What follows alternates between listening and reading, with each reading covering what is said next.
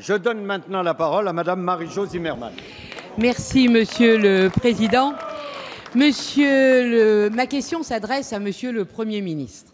Le 8 mars prochain, nous célébrerons une nouvelle fois la Journée de la femme. C'est l'occasion de rappeler que depuis des décennies, un travail considérable a été engagé pour faire évoluer le statut de la femme, notamment avec la parité en politique.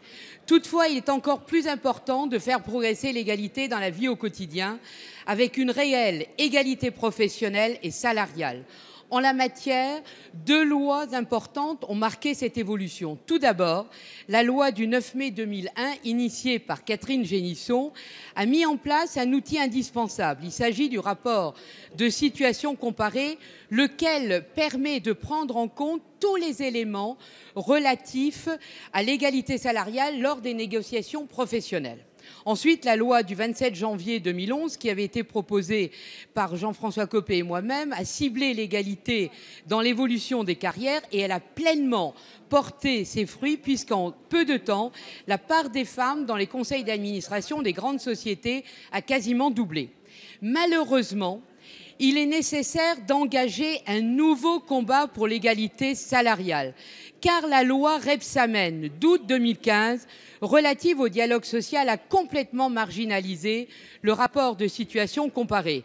Celui-ci a été intégré dans la base des données uniques, ce qui le vide de tout son sens, car il est noyé dans l'ensemble des informations du dialogue social et ne peut être pris en compte directement. C'est tout simplement un recul de l'égalité salariale entre les femmes et les hommes. Ce que j'évoque, c'est bien l'égalité réelle, Monsieur le Premier ministre.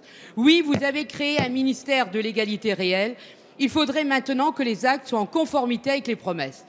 Dans le projet de loi réformant le Code du travail, dont la présentation a été reportée, pouvez-vous nous dire que le rapport de situation comparée Merci. Place. Merci. La parole est à Madame la ministre du Travail, de l'Emploi, de la Formation professionnelle et du dialogue social. Merci, Monsieur le Président, Mesdames et Messieurs les députés, Madame la députée Marie-Jo Zimmermann. Avec la loi du 17 août 2015 sur le dialogue social et l'emploi, le législateur a souhaité, comme vous l'avez dit, transférer l'ensemble des données transmises au comité d'entreprise dans la base de données unique. Parmi celles-ci, il y a les données contenues dans le rapport de situation comparée entre les femmes et les hommes. Pourquoi ce choix? Parce qu'il était clair que l'existence de nombreux rapports distincts ne permettait pas d'avoir un dialogue social vivant et solide au sein des entreprises.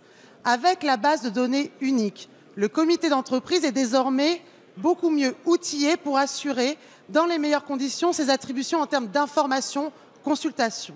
Vous souhaitez aujourd'hui revenir sur cette évolution voulue par le législateur en faisant du rapport de situation comparée un document à part. Je veux ici vous rassurer.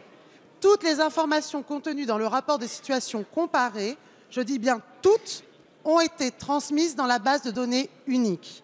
Il n'y a donc aucune perte d'information pour le comité d'entreprise. Je tiens ici à le souligner parce que je crois que c'est ici un point essentiel. Devons-nous améliorer la lisibilité? Nous pouvons bien sûr y travailler. Laissons le temps donc à cette disposition, le temps d'entrer pleinement en vigueur, parce que ça a été, je le rappelle, promulgué le 17 août dernier, et nous en ferons une évaluation particulièrement précise. Si vous le souhaitez y être associé, j'y suis particulièrement volontaire sur ce point.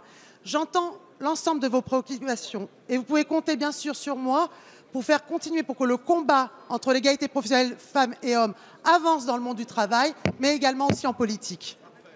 Merci Madame la ministre.